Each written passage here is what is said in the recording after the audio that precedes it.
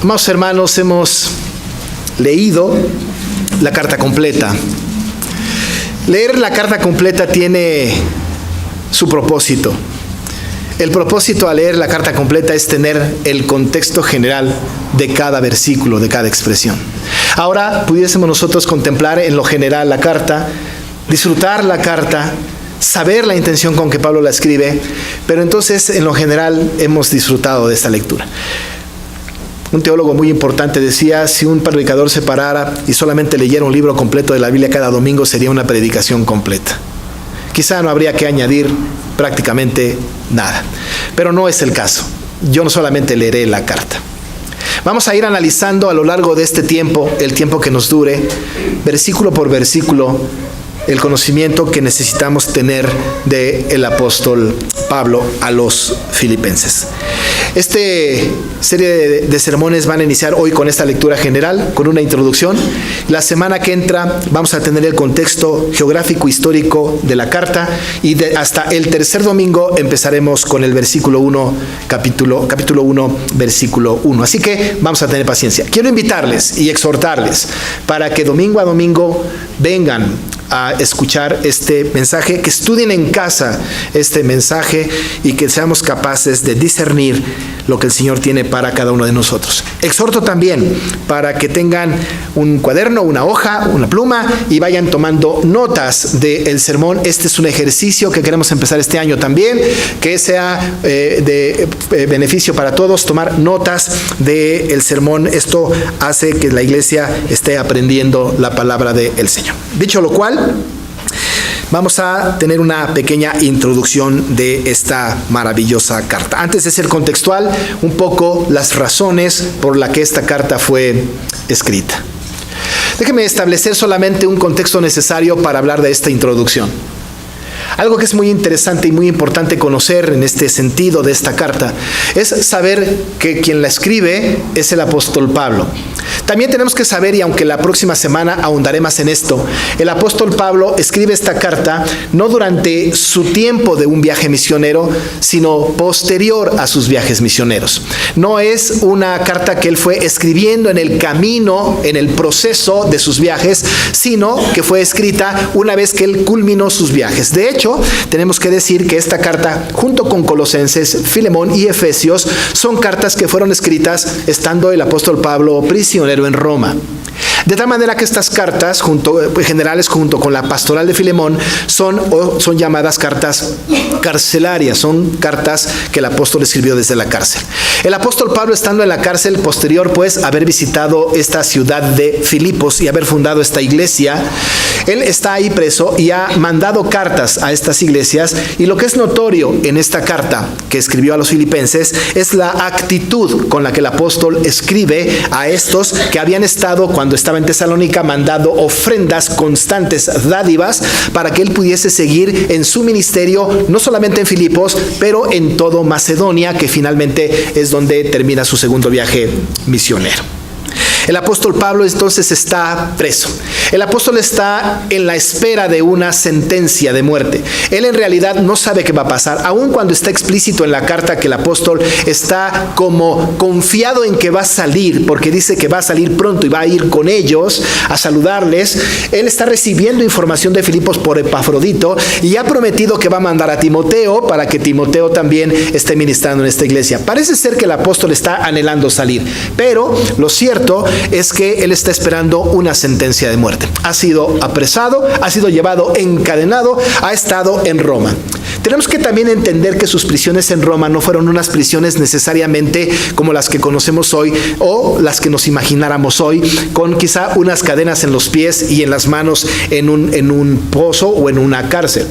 Lo más probable es que el apóstol Pablo haya estado en una especie de cárcel domiciliaria, un tipo de arresto en este sentido, que quizás se podía mover libremente libremente durante o alrededor de un lugar en donde incluso podía predicar el evangelio a las diferentes personas que lo custodiaban. Por eso él dice que manda saludos de él y de los que están en el pretorio, es decir, gente que quizá él compartió el evangelio. Él era experto en cárceles, no solamente porque visitaba, sino porque él mismo había estado en algunos momentos preso en algún lugar. Así que entonces predicaba el evangelio en este lugar. Tenemos que tener en cuenta que el apóstol está entonces preso. La situación de estar preso no es una situación fácil. Ninguno de nosotros hemos estado preso, espero, o si han estado presos lo han experimentado, pero estar sujeto, estar preso, estar arrestado es una situación que puede llevar a un grado de depresión profunda, un grado de tristeza profunda. Puede llegar uno incluso siendo creyente, estando preso, pensar que es el fin de la existencia y tener una actitud de derrota, de depresión, de angustia, de zozobra. Vemos a un apóstol Pablo distinto.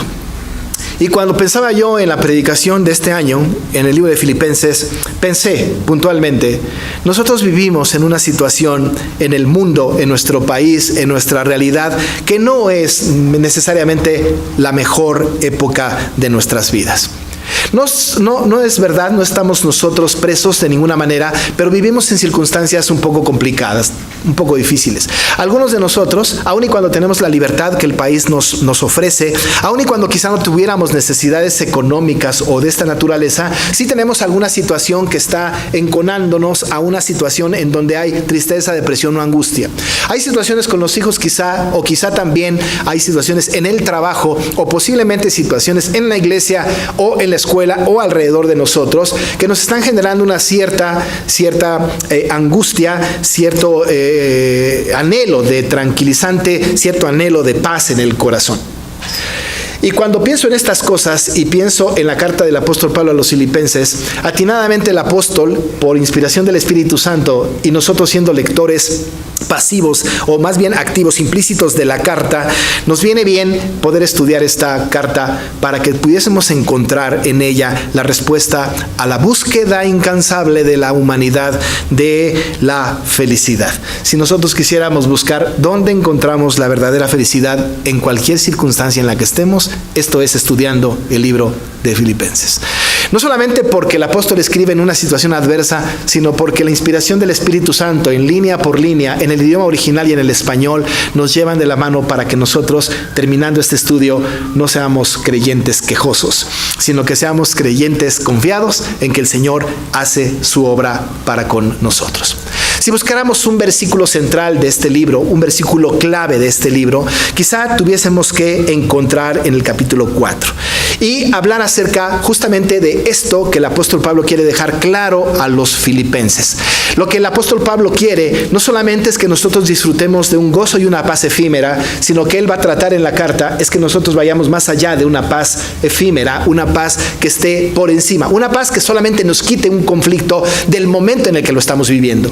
Vivimos en una situación ahora en donde estamos anhelando y estamos buscando por el mundo tranquilizarnos de alguna manera. Algunos lo consiguen con drogas, otros con alcohol, otros lo consiguen y buscan libros tranquilizantes, 21 maneras de estar en paz con todos. Hacemos cosas de esta naturaleza, vemos los horóscopos, buscamos libros de autoayuda y pensamos que el mundo nos puede ofrecer una paz que verdaderamente lo único que resulta es que es un paliativo. Va a lograr una paz solamente pasajera de una circunstancia particular, pero no nos va a dar una paz duradera. Cuando el apóstol Pablo escribe a los filipenses, lo que él va a buscar, lo que él va a lograr es justamente lo que el Espíritu hace. No va a trabajar, no va a escribir, no va a buscar cambiar conductas de pensamiento de las personas, sino lo que va a hacer es ir al fondo del corazón del creyente y sembrar en el corazón del creyente una paz que sobrepasa todo entendimiento. No una paz efímera que finalmente podemos lograr cuando ya me dejé de pelear con mi esposa. No una paz efímera cuando finalmente me pagaron lo que me tenían que pagar. No una paz pasajera cuando mi enfermedad se terminó. No ese tipo de paz que solamente logran en nosotros una paz pues efímera, una paz temporal. Lo que el apóstol va a hacer en esta carta maravillosa es justamente dirigirnos hacia la paz de Dios que sobrepasa todo entendimiento y que guarda nuestros corazones y nuestros pensamientos en Cristo Jesús. La predicación del Evangelio tiene que ver con Cristo Jesús. La paz que ofrece la Biblia tiene que ver con Cristo Jesús. Y cuando lleguemos a este punto del capítulo 4, estaremos hablando de la diferencia que hay entre la paz con Dios y la paz de Dios. Pero esa es la paz que buscamos. Esta es la paz que anhelamos. Esta paz que no necesariamente tiene que ver con quitar mis situaciones externas, sino lo que hay en el interior del corazón. Porque quiero decirle que el apóstol vivía en paz en medio de sus prisiones. Dios no lo sacó de la prisión y vivió en paz. Lo cual significa que es posible que el problema que nosotros tengamos, la situación que estemos viviendo, seguirá. El problema no es cómo la quito, sino cómo puedo vivir en paz, con la paz de Dios en medio de la situación, a pesar de que nunca se vaya de mí. El apóstol busca esto. Por supuesto, deliberadamente, porque él conoce a la iglesia que la que escribe, pero el Espíritu Santo, en esa inspiración divina, sabe que esta es una situación que todos los creyentes padecemos. ¿Y qué va a hacer el apóstol? ¿Cómo va a lograr semejante cosa? Va a hablar entonces acerca de la paz que nosotros necesitamos, pero va a tomar un recurso anímico para los regenerados. Y lo que va a tomar es el espíritu de gozo. Va a hablar acerca de lo importante que es enfrentar las circunstancias con gozo para llegar a la paz. No puede haber paz sin gozo. La paz que sobrepasa todo entendimiento requiere gozo. El gozo es trae como resultado la paz que sobrepasa todo entendimiento. Una persona no puede estar en paz en su circunstancia si no se goza de su circunstancia. Si nosotros, como el apóstol Pablo va a tocar en algún momento, no estamos contentos, no hay contentamiento con nuestra situación, sea como sea, no podemos estar en paz. No hay gozo. El recurso que el apóstol Pablo va a tomar es este recurso maravilloso de una actitud que tiene que ver con el contentamiento, que es el gozo.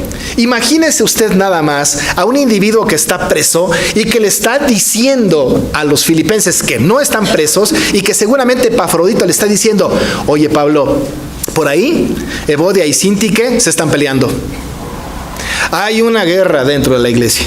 Hay una situación terrible. Y el apóstol, en lugar de decir mándalas a la disciplina, les dice: gozaos en el Señor. El remedio, pues, para la paz que el creyente necesita está aquí. Y el apóstol entonces utiliza estas maravillosas expresiones. Una de las expresiones más emblemáticas de la carta están en este capítulo 4, verso 4. Él dice: regocijaos en el Señor siempre. Otra vez digo, regocijaos. El Señor está cerca. Regocijaos en el Señor siempre. Otra vez. Y cuando el apóstol repite otra vez regocijaos, es porque es muy importante que la actitud del creyente, la circunstancia que sea para obtener la paz de Dios, sea a través del regocijo. Hemos escuchado muchas predicaciones, quizá muchos predicadores tal vez, hemos escuchado muchos consejos también diciéndonos: busca la paz de Dios, está en paz con el Señor. Y a lo mejor nosotros abnegadamente, como cristianos píos, decimos cosas como: estoy en paz, estoy triste, pero en paz. No puede haber paz de Dios sin regocijo. No puede haber. Y entonces el apóstol, desde el capítulo 1 hasta el capítulo 4 y al final, por lo menos 16 veces, de manera implícita o explícita, va a utilizar la palabra gozo. Y va a hablar del gozo. Y va a decir que el gozo es importante. Incluso va a hacer mención el apóstol diciendo: me gozo en mis prisiones. Porque lo que nosotros necesitamos escuchar, necesitamos estar atentos, es justamente en ese sentido. Y déjeme decirle que el gozo trae como consecuencia el contentamiento y el no quejarnos. ¿Sabe que una de las cosas más interesantes es que el creyente se queja mucho? El creyente es muy quejumbroso, ¿no es cierto? Nos quejamos como muy seguido. No me alcanza, no tengo, no puedo, ¿no? Pero para que nosotros podamos dirigirnos hacia el gozo que la Biblia nos enseña, para llegar a la paz de Dios, que ya cada vez se convierte en una cosa más compleja, necesitamos estar contentos con lo que tenemos. Quizá por eso el apóstol escribió: he aprendido a contentarme cualquiera sea mi situación. Sé vivir humildemente y sé tener abundancia. En todo y por todo estoy enseñado. En todo y por todo estoy enseñando. Y dice: he aprendido a contentarme. Hermanos, uno de los objetivos que hay en esta serie de sermones es que nosotros como iglesia aprendamos a contentarnos. Déjeme decirle que el contentamiento no viene así como un efecto inmediato para el creyente. Ya soy creyente, ya recibí el llamamiento eficaz del Señor, ahora estoy contento ante cualquier situación. No. Es un proceso deliberado en el proceso de santificación para que nosotros aprendamos a contentarnos. Tenemos que aprender a contentarnos, cualquiera que sea nuestra situación. Escucho a alguien decir: no me gusta donde estoy trabajando. No estoy a gusto ahí. Otros que dicen: no estoy contento con mi matrimonio. Otros que dicen: no, ya la iglesia ya me cayó mal. Pero una de las cosas que el apóstol nos va a enseñar en esta carta es: aprende a contentarte para tener gozo, para tener la paz de Dios. El contentamiento. Dice el apóstol: entonces he aprendido a contentarme. Algunos de nosotros, quizá los filipenses, pensaron: es imposible, no sabe. A mí me han dicho: pastor, nada más porque usted me lo dice no lo está pasando, pero no se puede. Quizá por eso el apóstol inmediatamente después dijo: todo lo puedo en Cristo que me fortalece. ¿Cómo de que no? ¿Cómo de que no? ¿Saben qué? El que está en Cristo nueva criatura es. Las cosas viejas pasaron, he aquí, todas son hechas nuevas. Todo lo puedo en Cristo que me fortalece. Desde luego en el contexto de la abundancia y de la escasez, pero todo lo puedo en Cristo que me fortalece. El capítulo 4, que es maravilloso, nos habla de esta expresión, el apóstol diciéndonos justamente que todo lo puedo en Cristo que me fortalece. Cuando pensamos en este tipo de cosas, el apóstol nos va dirigiendo otra vez en el contentamiento para llegar al gozo, para obtener la paz de Dios. Todo lo puedo en Cristo que me fortalece. Y alguno dirá: pero todavía falta algo, ¿no? Hay algo que me falta todavía. Y la carta termina diciendo: mi Dios pues suplirá todo lo que os falta conforme a sus riquezas en gloria en Cristo Jesús. Hermanos, no tenemos pretexto. Lo que buscamos en esta predicación, en esta serie de predicaciones, finalmente es tener la paz de Dios, que sobrepasa todo entendimiento y que guarde nuestros corazones y nuestros pensamientos en Cristo Jesús. Para lograr tener la paz de Dios tenemos que entrarle a esta actitud con gozo. Cualquiera que sea nuestra situación, gozarnos en el Señor. Con contentamiento. Tenemos que aprender a contentarnos, cualquiera que sea nuestra situación. En la escasez o en la abundancia. En el conflicto, en el éxito. Tenemos que contentarnos con la pareja que tenemos. Tenemos que contentarnos con el trabajo que tenemos. Tenemos que contentarnos por la iglesia en la que estamos. Tenemos que contentarnos por los hijos que tenemos, por los padres que tenemos. Tenemos que contentarnos por la escuela en donde estamos, aunque no sea de paga. Tenemos que contentarnos con el recurso que el Señor nos permite tener. Tenemos que contentarnos por la pobreza en la que estamos. Tenemos que contentarnos por la pérdida del ser querido. Tenemos que contentarnos por la enfermedad en la que estamos. Tenemos que aprender el contentamiento. Porque, ¿qué cree? Todo lo podemos en Cristo que nos fortalece. Y si algo falta, nuestro Dios pues suplirá todo lo que nos falta conforme a sus riquezas en gloria en Cristo Jesús. Entrar a este estudio, hermanos, No va a ser una predicación constante de un llamado a la santidad. Para esto ya prediqué todo 1 Corintios. Ahora se trata de que juntos crezcamos, buscando la paz de Dios, con gozo, con contentamiento. Y que al final comprobemos que nuestro Dios suplió todo lo que nos faltaba conforme a sus riquezas en gloria en Cristo Jesús. El ejemplo supremo lo va a poner el apóstol en Cristo. Y nos va a decir que haya pues en nosotros este sentir que hubo también en Cristo Jesús. Va a ser una tarea muy ardua, va a ser una tarea hermosa. Y yo le quiero animar, amados hermanos, de aquí a que terminemos esta serie, que usted lea semanalmente, cada semana, por lo menos una vez, el libro completo. Entiendo los riesgos. El riesgo es que al cabo de unos meses se haya aprendido el libro de memoria. Pues está bien. Si nos aprendemos este libro de memoria, son solo 4 capítulos. Será enriquecedor y alimento sólido para nuestras almas.